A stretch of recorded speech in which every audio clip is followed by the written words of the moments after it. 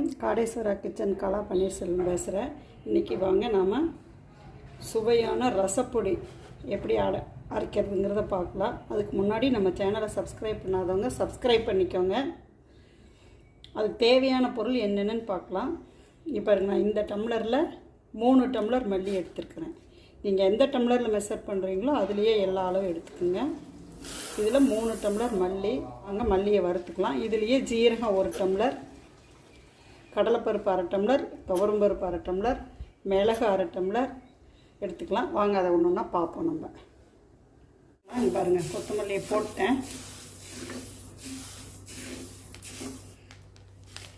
இங்கே பாருங்கள், இந்த அளவுக்கு வறுத்தா போதும். ஒன்று வெடிக்கும்போது நாம் எடுத்துடலாம்.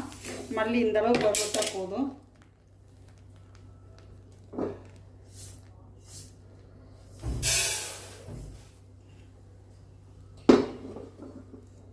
அடுத்தது அதே டம்ளரில் 1 டம்ளர் ஜீரகம், 3 டம்ளர் மல்லி, 1 டம்ளர் ஜீரகம். பாருங்க, ஜீரகம் வறுவட்டுருச்சு, பொரியுது.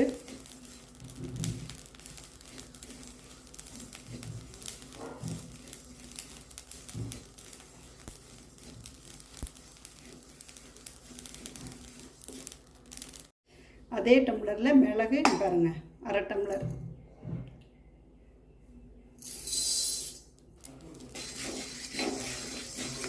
பாருங்கள், மிளகு வறுவட்டுருச்சு. ஒன்று வெடிக்குது இல்லையா? இந்த ஸ்டேஜில் நம்ம மிளகு எடுத்துடலாம். வெந்தயம் 4 ஸ்பூன் போட்டுக்கலாம். 1 2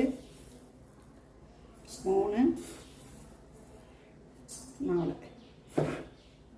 வெந்தயம் ரொம்ப போட்டிங்கன்னா கொஞ்சம் கசக்கும், அதனால் வெந்தயம் கம்மியாகவே போட்டுக்குங்க.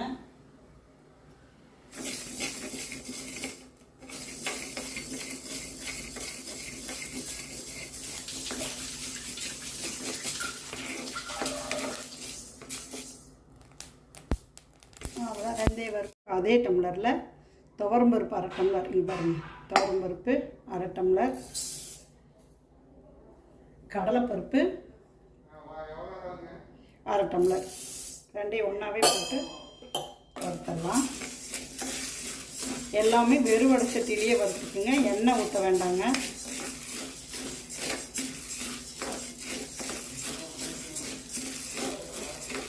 இங்கே பாருங்கள், வறுபட்டுருச்சு. இப்போ அதே டம்ளரில் 1 டம்ளர் மிளகாய் பாருங்கள், காம்பு எடுத்து வச்சுருக்கிறேன், போட்டுருவோம். இன்னும் கொஞ்சம் காரம் ஜாஸ்தி வேணுங்கிறவங்க இன்னும் கூட ஒரு 2-3 மிளகாய் சேர்த்து கொடுத்துருங்க.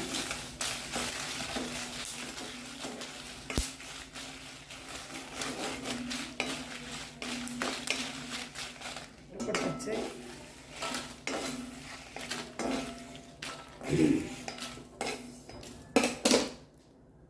டம்ளரில் 1 டம்ளர் கருவேப்பிலை.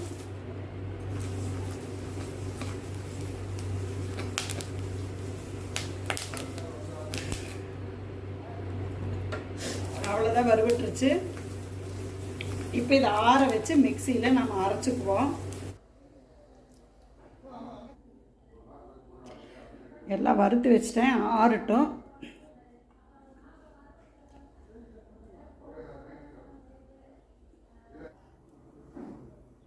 இப்போ நல்லா ஆறிடுச்சு. இப்போ இப்படி நல்லா கலந்து விட்டுட்டு நாம் மிக்சி ஜாரில் போட்டு அரைச்சிக்குவோம். அரைக்கிறது அப்படி தான், நீங்கள் பருப்பருன்னு அரைச்சிங்கன்னா தான் நல்லாயிருக்கும். நைஸாக அரைச்சிட வேண்டாங்க. இருங்க, அரைச்சிட்டு பார்ப்போம். இப்போ பாருங்கள், நல்லா அரைச்சிட்டோம். இப்போ இதை நல்லா கலந்து விட்டுக்கலாம்.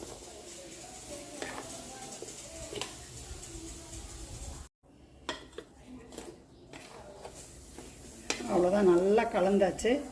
இது நீங்கள் எந்த ரசத்துக்கு வேணாலும் நீங்கள் போட்டுக்கலாம். நம்ம அளவு ரசம் எப்படி வைக்கிறோமோ அதுக்கு தகுந்த மாதிரி 1 ஸ்பூனோ 1.5 ஸ்பூனோ போட்டு வெறும் பூண்டு மட்டும் தட்டி போட்டிங்கன்னா போதும். தாளிக்கும்போது பெருங்காயத்தூள் உள்ளே போட்டு தாளிச்சுக்குங்க.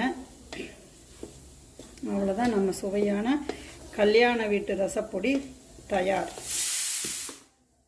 எப்படி இருந்ததுன்னு ரசப்பொடி போட்டு சமைச்சு பார்த்து போட்டு கமெண்ட்ஸில் சொல்லுங்கள். பாருங்கள், இந்த மாதிரி பாட்டிலில் போட்டு ஸ்டோர் பண்ணி வச்சுக்கோங்க. 3 மாதத்துக்கு உங்களுக்கு நல்லா இருக்கும். செஞ்சு பார்த்துட்டு எப்படி இருக்குதுன்னு கமெண்ட்ஸில் சொல்லுங்கள். நன்றி.